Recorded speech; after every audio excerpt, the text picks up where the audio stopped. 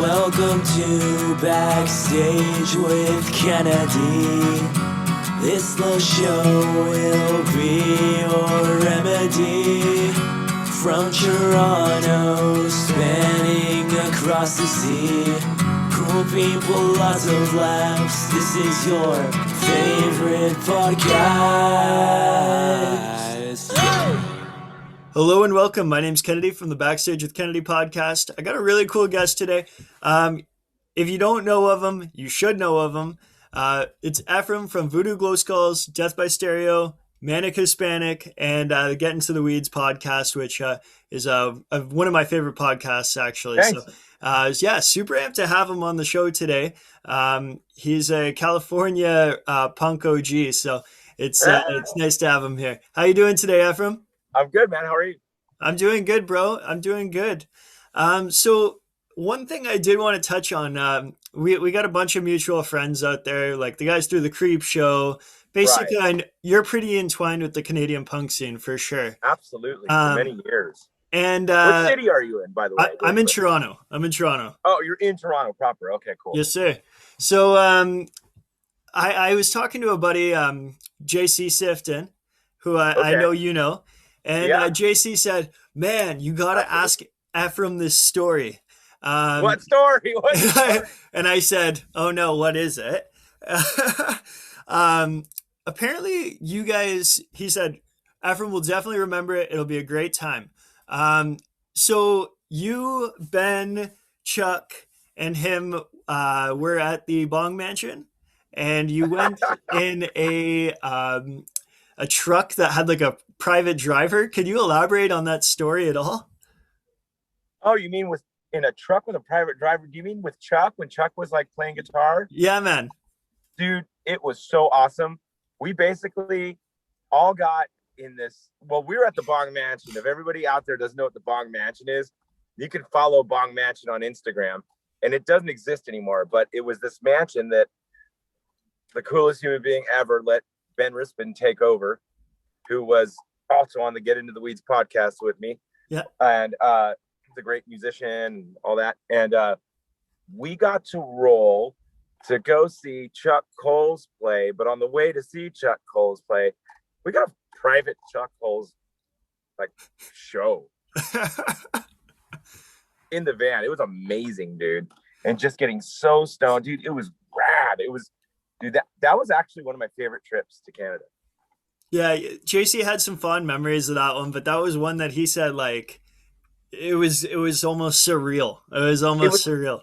It was totally surreal because, dude, Chuck was like, I don't know, man. It was just spilling out of him, dude. Like it was like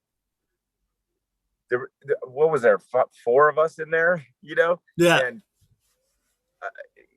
it was kind of one of the most intense few songs I sat through in a long time. You know, it was cool, man. I feel that. Chuck's a gangster. Everybody out there, dude. Chuck Coles is a gangster. He's so good. Yeah, Chuck's like he's one of my good buds, man. I love him to death. Love him to death. He actually got me on stage for the first time when I was making music. Yeah. That's awesome. Yeah, man. So you're a very busy man. Obviously, you are in a bunch of bands. You got the podcast going. I listened to your podcast with K-Man and the 45s. K-Man don't know shit. And, you know, K-Man and you were speaking about how busy you were. And it's like... I love K-Man, by the way. Yeah. K-Man is the fucking best. Voodoo and K-Man and the 45s toured together across Canada. We had the best fucking time ever, dude. Me and K-Man keep saying, when all this stuff is over and we can just be free and hang, we're going to go chill in the middle of nowhere outside of Montreal and just write some reggae tunes. Yeah, that would be dope. I want to hang out with K-Man too, man. I want to go back out to Quebec and see him as soon as this clears up as well. Sorry to cut you off, but no, it's all good. We've been keeping in contact throughout the whole thing. But yeah, so I remember him saying in that podcast, like, how busy you are as a person. And I mean, you got all these releases coming up. You mentioned to me prior, like, yeah, I do know the Voodoo Glow Skulls do have something coming out. You dropped a little bit of knowledge about Death by Stereo. as well as Manic Yeah, Hispanic. Can you touch on some of those releases a little bit for the people who don't know about those releases coming out? absolutely. Well, we just dropped a new single with Voodoo Glow Skulls, and then on May 14th, the whole album becomes available streaming everywhere on all platforms. The new Voodoo Glow Skulls record, it's my first record with the band. I'm really excited. The first single we dropped is called Live in the Apocalypse. It's the title track. And the album for us is like a snapshot of this era, of the whole, everything through the Trump era into the quarantine era, into, COVID, into now, Yeah. it like, all right, now's the change. And we snapped, it's just perfect snapshot of that. And like it gets like the vibe of the whole world's imploding and we're just trying to, man, you know what I mean? Like, so that's kind of the vibe of the record, Yeah, no, that's sick. So, really quick, how did And before yeah. what's that? Sorry, go on, Efrem. Go on. Oh, I just want to say really quick before I forget, we're about to try a second single with Randy from Lamb of God singing on it. Damn. What? Randall Blythe on a softcore song, dude. That's heavy. It happened, and we're tripping. We feel like we're the first. I don't know. We probably aren't the first. There's everything that can exist, but as far as I've heard, something like that, and a dude of like that caliber, so we'll see, dude. And he gave us a vocal that is so fucking crushing. Just it's Randall Blythe. It's just, Yeah, it's pretty rad, man. that's sick. That's sick. And Death by Stereo's dropping a little cover album. Yeah, Death by Stereo is making a covers album right now. The ink isn't dry, so I can't say who's put it out and all that stuff yet. But we are doing our first covers record, and we're really like trying to go outside the box and trying to cover artists that are really unique that no one would think we would, and trying to reinterpret them through our little machine, Yeah. But it's gonna be it's gonna be 11 tracks, 10 that we've chosen, and when we do the announcement, we're basically gonna let everyone know that we're gonna let the fans choose the 11th song. Hell yeah. So that should be fun. Hell yeah. I hope all the fans choose a terrible song. Fred Penner, man. You need some Fred Penner on there. Yes. Yes. Yeah. So yeah, Manic record. So Manic Hispanic record. What do people have to expect from that? Okay, well, if I'd assume people in Canada don't know about Manic Hispanic, but You should. well, thank you. So Manic Hispanic has always been kind of like a Southwestern kind of phenomenon, obviously, because there's a lot of Mexicans in the Southwest, But Manic basically is like if Cheech and Chong had a punk band, and we'll take like classic punk songs and change the lyrics to be about funny, like Mexican antidotes or whatever. Yeah, You know what I mean? So like the Offspring, you keep them separated, you gotta get them immigrated, so we changed. Yeah, so that's kind of, exactly. So so, or like the band X, their song White Girl is Brown Girl. So we just flip it and we make jokes out of it, we make fun of ourselves, and it's very Cheech and Chong. And so we've been inactive for quite a while, and we put together a new record, and that's going to be coming out, and we're going to be playing a ton. The single comes out May 5th, and it's a Mexican holiday, Cinco de Mayo. Mm-hmm. And it's our reinterpretation of Fugazi's Waiting Room, which we have retitled Holding Cell. Oh, Jesus. So the video and the single will drop May 5th. So yeah, man, you know what I mean? I think I'm hopefully when all this ends, I'll be busy, You know what I mean? Like, I want to play shows so bad, man. But we actually just, after canceling a bazillion shows over and over and over again, because as you know, bands re-announce, they postpone, re-announce. We finally got like a couple shows confirmed that aren't that far off. We're all a little bit like, really? Can't we can play there? So hey, if it happens, it happens. That's sick, man. That's sick. We got a couple shows in May in Arizona, and the second one's not confirmed yet, but maybe Texas. Beautiful. Crazy, hey, man, huh? that's an exciting opportunity that you got there. I know a lot of Canadian bands up here, just like they're biting, man. They're like, I just want to get on stage right now. I just want to get on stage, and it's driving them insane, right? So it sucks. We did one live stream with Death by Stereo some months ago, and it was cool. It was fun, but then a while later we were like, all right, we're going to schedule another one. We're not going to say anything to everyone. We're just going to practice for like the next 2 weeks. And then just announce it like the week of, like a couple days before, live stream, Yeah. Oh, it'll be awesome. So we planned it out. We got the spot, the fucking streaming people, the deal. It was like it'd be a whole deal, right? And because the last one we did was pretty tech, so we wanted to like try and outdo it. Yeah. And but then like, we had 2 weeks, a window of 2 weeks to rehearse. And during the pandemic, some of our members had to move to different places because, dude, it is what it is. You got to go where work is, you got to where family is, yada, yada. So we really had to like figure it out. How are you going to get out here? Blah, blah, blah. And then right before it, our drummer Mike is like, dude, he's like, I got exposed to someone who has COVID. So we just had to like, we wouldn't be able to rehearse. So we had to cancel it. And nobody ever knew we were going to do it. So that's what's interesting about right now is like the guy that books Death by Stereo, my friend Dave, he told me that. He's all right now. The only thing I can book for bands is live streams, and 75% of them get canceled because somebody there or somebody this or something. So like, I can't believe there's an act, because we were just like, all right, we're just gonna write songs. You know what I mean? Like, or whatever. So the fact that there's some shows on the horizon is so weird, like, wow.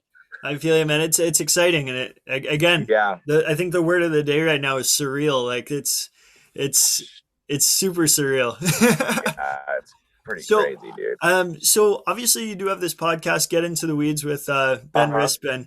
Awesome podcast. It's super pro cannabis. Yes. So you've smoked with Tommy Chong. That's pretty cool, dude. So I got a hypothetical situation here for you, okay? Yeah. You got Tommy Chong to your left. You got Snoop Dogg to your right. They both have joints in their hands, and they offer them to you. Which one do you choose? You have to choose one. Chong? OG. Hands down.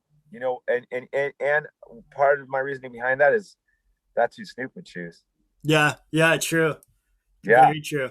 Dude, like straight up, dude. You know what I mean? Like it's yeah, dude, Chong, dude. Like the short time that we spent with him that day was pretty fucking mind-blowing, man. He was a pretty open book on and off camera, and just a really down-to-earth, personable guy. We thought he would be coming with like whoever handles him, his people. Everybody always came with like their people, especially when we got to do those ones in Hollywood, which was crazy, like they came with their people. And like, but I get it. It's fucking Tommy Chong. You can't walk down the fucking street without somebody bothering him, And so Ben was dealing with his people on the phone and all like, oh my God, this is real. This is like really happening. This is really, he's fucking coming here. And I was like, oh, we're all freaking out. And then we're just sitting in this like back patio, and there's like a driveway where you park next to this back patio and of this house, and we hear a car pulling kind of fast, and we're like, whoa. And then this fucking head pops over, and it's Chong. And it just seems so surreal and like silly to me, and like because the movies, and he's like, this is the podcast is, and we're all like like just like holding bongs, sitting in the back like what. And he came by himself. That's crazy. Yeah, he showed up in like a Tesla and parked like sideways, took all the two spaces in the driveway, all, and then like just came in, and we're just like, hi, you know what I mean? It was such a minute, you know what I mean? Because it was just surreal, dude. Fucking Yeah, man, Tommy I feel you. Chong. So you're rocking a Loud and Immortal t-shirt right now. Yeah, you know shout it. out Dave Backish and Brown Sound, dude. The man. I always rock Loud and Immortal. I have a couple Loud and Immortal shirts. They're great. yeah, they're sick ambassadors of the punk lifestyle, punk music. I love it. I love it. Absolutely, dude. Yeah, they make really cool shit, dude. Double shout out, Loud and Immortal. So I'd like to ask this because venues are struggling right now. Yeah. And I know that you don't play at smaller venues as much anymore, but you did definitely come up in that scene. What is your favorite venue you've ever played at? And do you have a funny story to go with that venue? Oh, geez. Favorite ever. Let me think. Man. I guess dude, that's a lot of venues.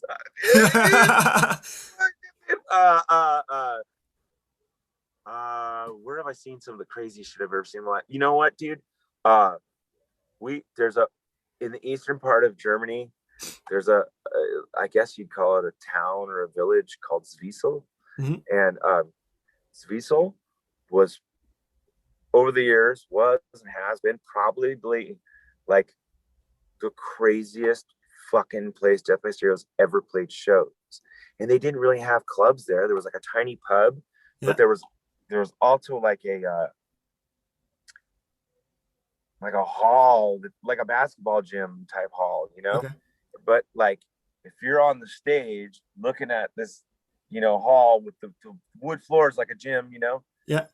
And you're looking out on the left side up there's like a balcony, right?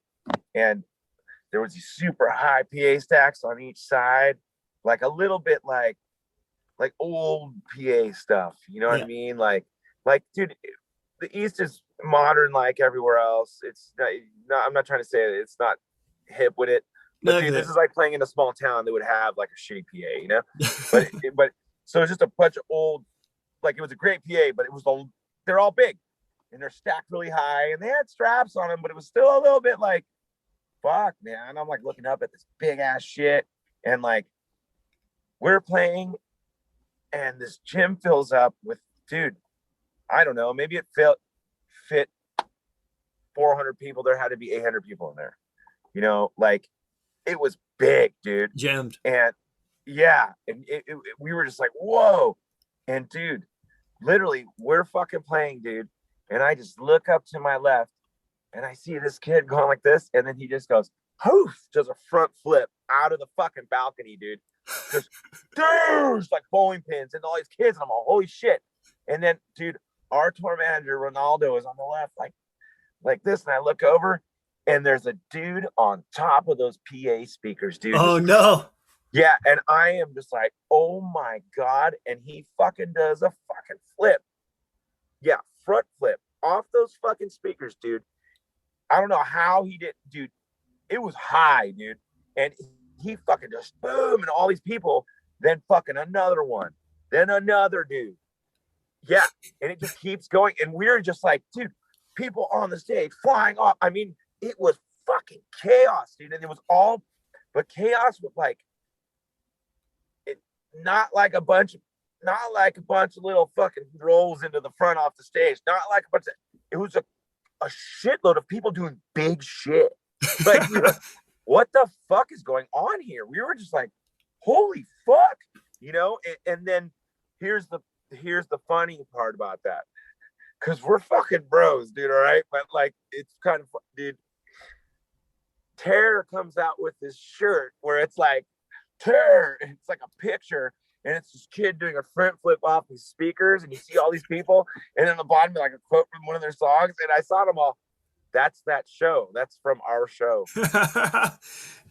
So then we took that picture and put it on the inside cover of one of our records. Like, that was our show. That's unreal. That's how crazy that show was. That Terror used it for their shirt. You pulled into a town to do a show where it was like I guess they're good at gymnastics there. Like Dude, it was weird. everyone's It doing was like, front flips. yeah, it was just like holy shit. And like the stage dives, like they were big.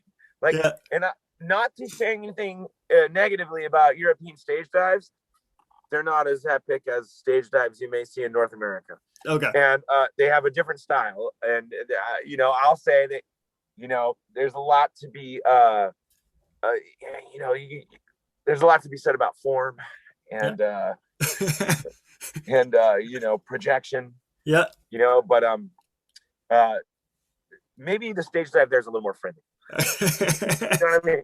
Yeah. But not in Zwiesel in Germany. Holy fuck! Like, holy fuck!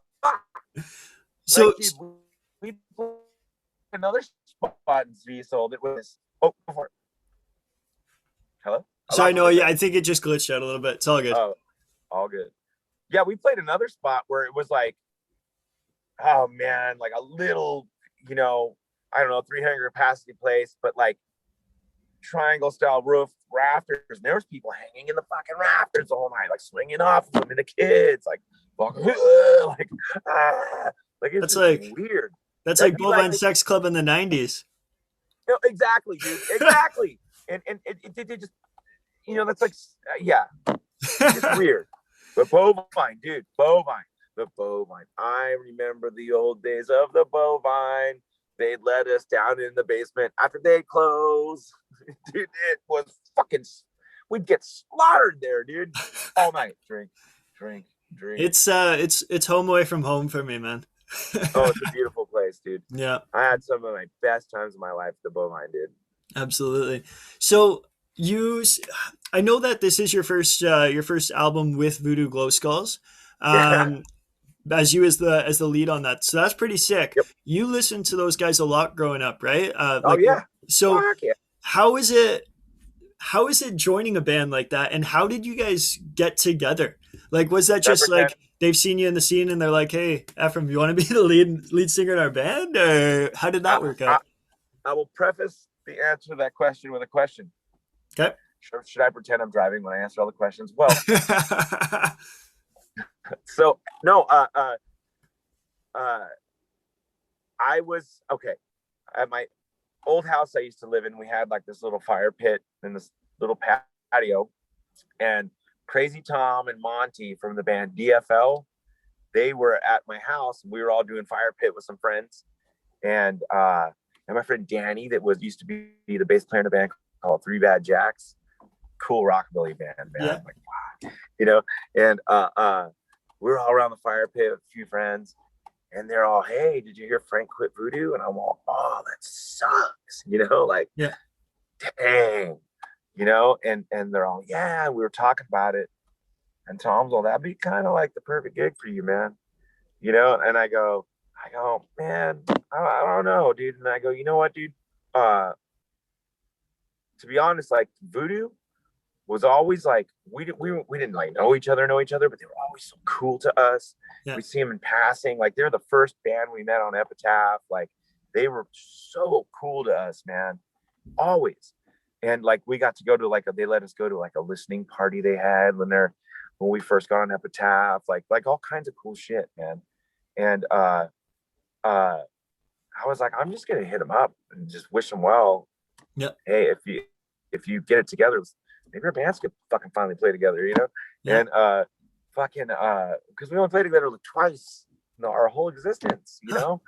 Yeah, it's weird. Just one of those things, you know? Yeah. And some bands just miss. And I went back and forth with Eddie and George, and we were just, it turned into, you know, we got these obligations we have to fulfill in Canada, and we don't know what we're going to do. And I said, well, dude, fuck, if you need to fill in, I'll do it. You know, fuck it. You know, like, I just like, dude, this is fucking dope. It's fucking Voodoo Glow Skulls, dude. You know what I mean? Like, fucking so rad. So we did that tour. Long story short, we did that tour, and at the end of the tour, like, they didn't seem to think I was a fucking total douche, you know, and fucking they let me stay.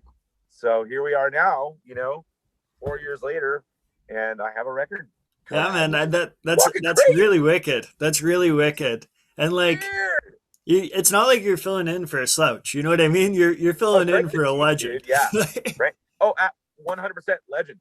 Like a gangster. Like that dude wrote words that like hundreds of thousands of people bought. You know what I mean? Yeah. Like supported, not bought. You know what I mean? They bought it. They bought the CD or whatever. And it's just he spoke to people. He connected with people. His delivery's super fucking intense, man. It's so hard to sing some of the songs because he's so fast. You know what I mean? And he says like these words so fast, and I like it definitely like a lot of it. I was like, how does he breathe? He got lungs of steel, just you know, like because he has that cadence, that really cool, punchy cadence. Is man. So it's fun, dude. It's exciting to it's exciting trying to pull it. You know, like fuck, you know.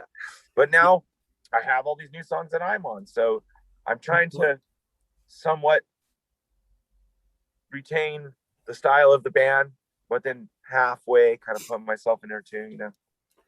Okay, so and I got one last question for you.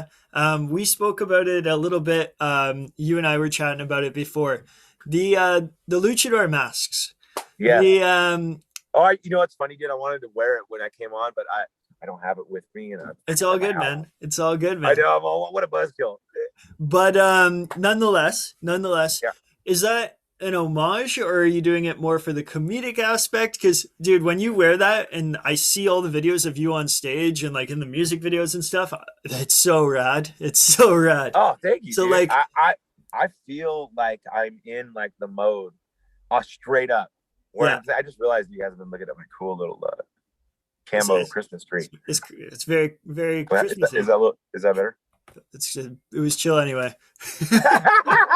Anyways, I feel like I'm in the mode, dude, and I'm a character. You know what I mean? And it's fun because I get to be that guy. It's fucking crazy. Like Frank had a mask that he wore, and they wanted my character to be my own. You know, so I'm wearing one that's different, but I wore that mask through most of the touring. I had 3 of them, but I just annihilated them all. People ripped the horns off. I was always trying to get them back on, sew them back on, safety pins, glue, tape, duct tape, whatever I had to do that night, you know? Yeah. And dude, those things just got annihilated. And so I'm working on a new one that's similar, but with a new album, I want it to kind of have its own look. I like that. I like that. It's just my weird idea. And the brothers have this cool vision too. We're really trying to build something. And with the last touring we did, as the tours went on, we just kept adding stuff like, oh, we're putting this other thing on stage, and then this other thing. We're just building this weird show that's building itself. You know what I mean? And like we're having like a ton of fun with it. And so we're just gonna like have fun with it and take it as far as we can. You know what I mean? Like it's a blast, man. And the vibe with the luchador mask, you know, it's the whole Latin vibe with, you know, everybody, a lot of Latin guys in the band. But also, dude, like Voodoo actually there was a series on Netflix for a time called Lucha Underground. Okay. And they were the band on Lucha Underground. Yeah. Like they would play during, you know, and so they all, you know, so they have a lot of roots with that. And actually we played a festival. We played a festival in Quebec. Is it Oshiega? No, it was Music for Cancer. Okay. And dude, they have like this panda bear logo, and they did the panda bear with the lucha mask on it as we played. And then they brought a ring, and I don't know where they flew them out from or whatever, but they flew out luchadors, dude, like wrestlers, and like they had them while we were playing these guys in this ring, and I got to get in the ring with some of them and do some rope jumps, and like, dude, I was like, is this happening to me right now? Like, dude, it was awesome, dude. That is wicked. There was a band in Toronto that was doing like full on like luchador fights in the middle of like a club. Yeah. It was weird. I don't even think they had a ring. I'm pretty sure they were throwing each other down on the ground. Oh, dude, that's a thing, dude. So there's this guy called Madison that I know that plays in this band called Fury. Yeah. He's throwing. He calls it bar wrestling. I don't know. I don't know where. I don't know how this came from or whatever. But it's the same thing. Everyone's like, dude, Madison had these guys just fighting in a bar. Like, what the fuck? Fucking bitching, dude. It's wicked. But I mean, they don't I have. want to wrestle, dude. Like, hey, how do I, like, part of me, I actually had this conversation not that long ago. I'm gonna have to do mask, the whole deal. How do I get in there? You know what I mean? Like, how do I, dude? Let me just hit up Vince McMahon for you real quick. Dude, thank you. No worries. I got you. Great. I really appreciate that, man. It's kind of the favor I need. Got that That'd be juice. wicked, Call it man. in. Call it in. But like, dude, I want to do that. I'll jump in the ring, dude. You know? I'm here for it. I'm here for it, dude. Anything I can do. So weird. All right, brother. Well, I just wanted to, have you on the podcast, chat a little bit, talk Appreciate about what you got going on in the future. I appreciate you taking the time out of your day for this, man. Thank you so Thanks, much. man. Thank you for taking your time out of your day. Hey, anytime. And when you come back out to Canada, when everything clears up a little bit, I'll make sure to link up with you. All right, bro? Absolutely, dude. Hey, tell all the homies I said what's up. You know? I will, man. I will for sure. right. You take care, Later, brother. dude. All right, easy. Woo!